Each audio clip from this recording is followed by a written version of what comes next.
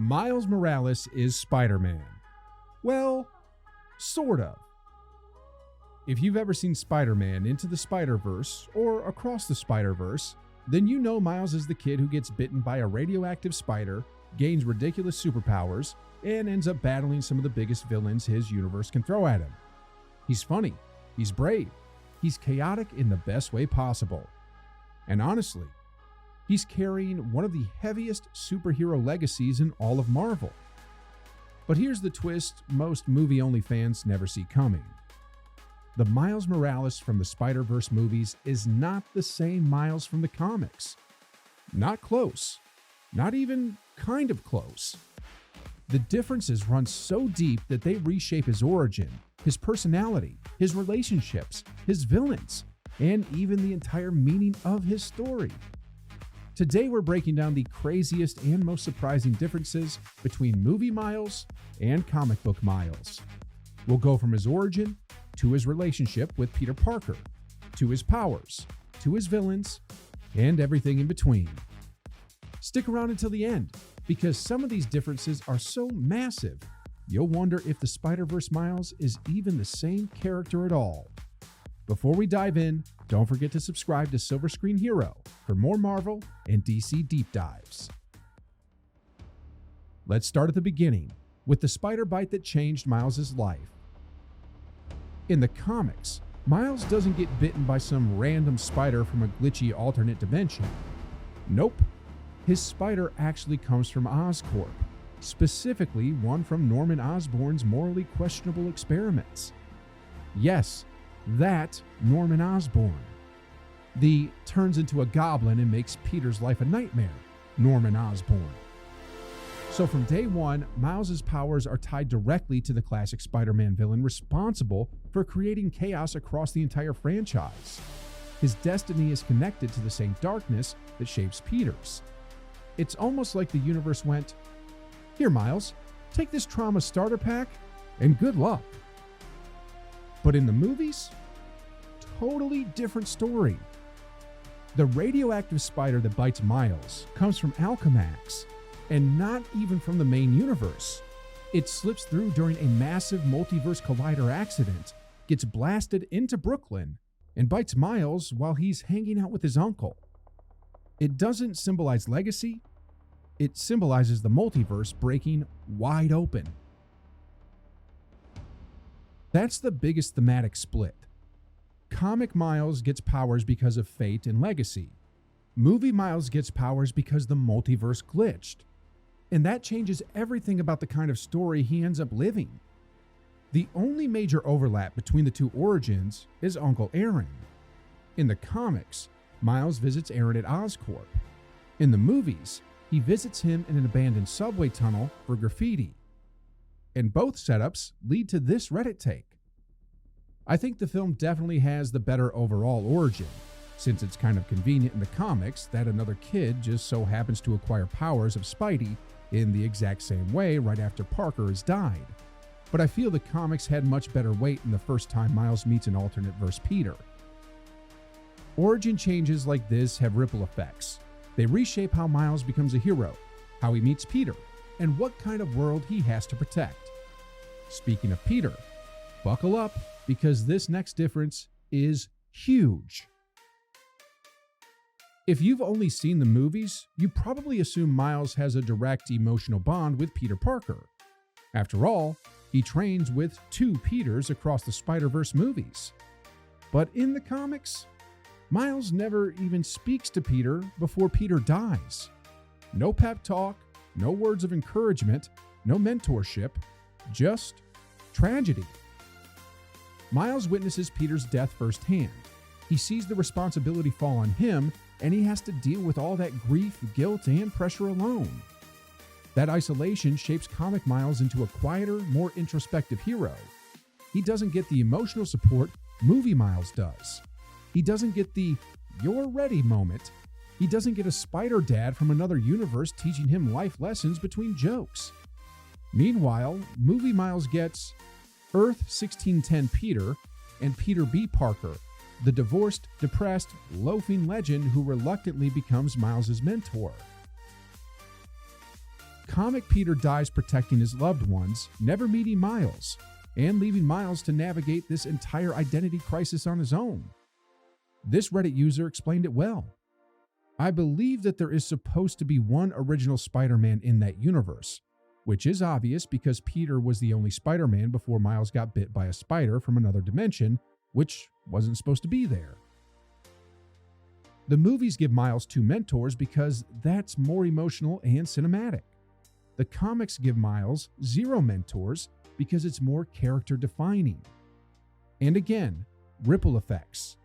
Movie Miles' emotional arc is tied to Peter. Comic Miles' emotional arc is tied to the absence of Peter. This difference is wild. In the Spider-Verse movies, Miles immediately has to fight Kingpin, Scorpion, Tombstone, Lady Octopus, The Spot, Spider-Man 2099. These are heavy hitters. Some are multiversal threats. Some can destroy timelines. Some literally punch holes in space. And Miles? He's been Spider-Man for like 48 hours. Contrast that with the comics. You know who the comics give Miles as his first villain? The Kangaroo. Yes, the Kangaroo. A dude with long hair who jumps and brawls like a C-tier thug. Miles' first fight in the comics is basically a warm-up. It's goofy. It's manageable. It lets him grow at a realistic pace. The movies?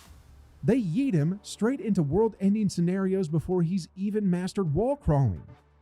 This difference reveals the entire storytelling philosophy.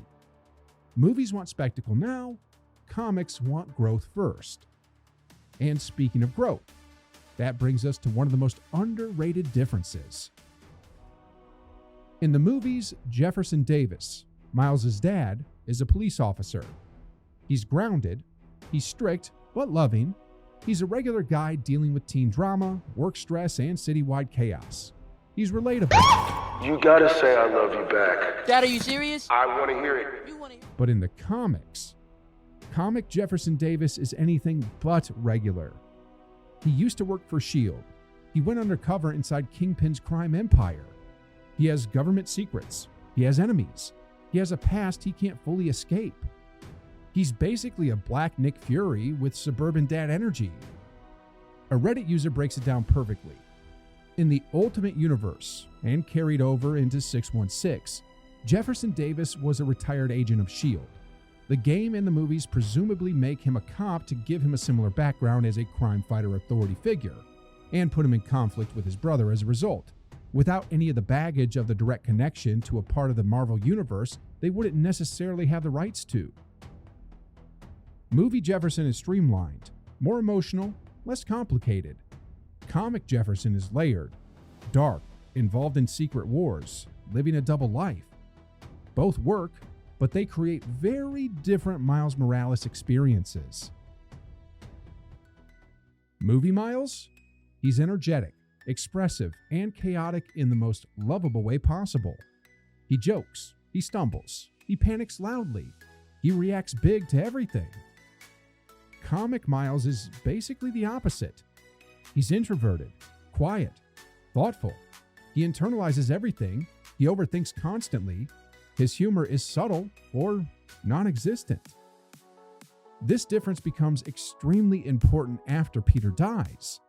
In the comics, Miles doesn't feel personal grief over Peter's death. He feels the weight of responsibility. He has no mentor, no support system, and no belief that he deserves to be Spider-Man.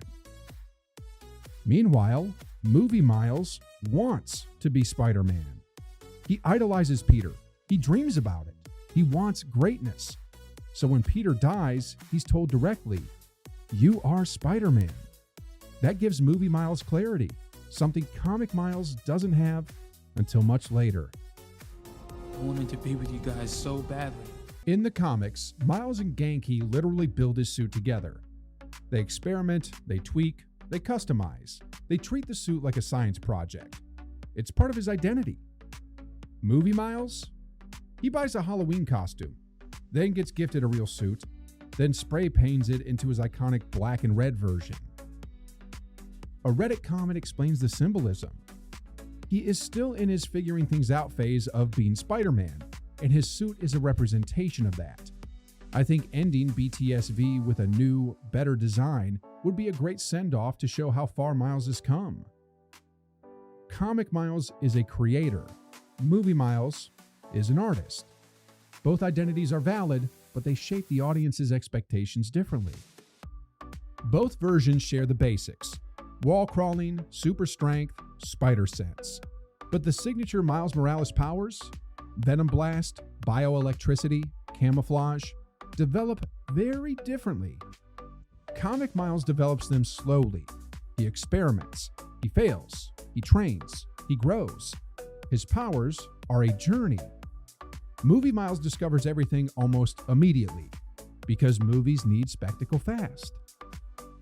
That's why Comic Miles struggles before becoming great. Movie Miles becomes great in record time. It's not a flaw, it's just two different storytelling mediums using two different storytelling strategies. So now that we've broken down the biggest differences, which Miles Morales do you prefer?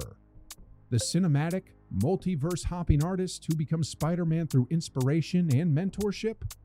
Or comic book Miles, the slow burn hero who grows through loss, responsibility, and trial by fire?